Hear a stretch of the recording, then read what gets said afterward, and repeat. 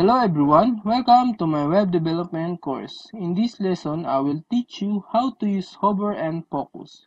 First, let's go to our CSS HTML file and type A, then hover, then close tag A.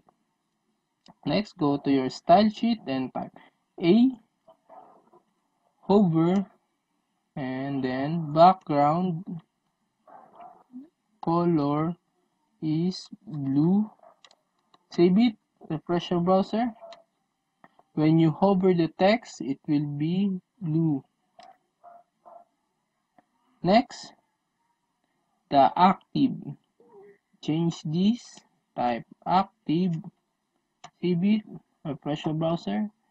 And when you click the hover, the background color will be blue. Next, I'll teach you how to use focus. Type input, type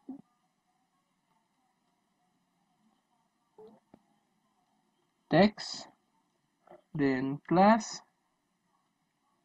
A, then go to your style sheet, type A, focus, background color equals to black.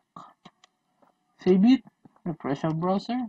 When you click the input text, the background color will be black. That's it. See you guys in my next lesson. Thank you.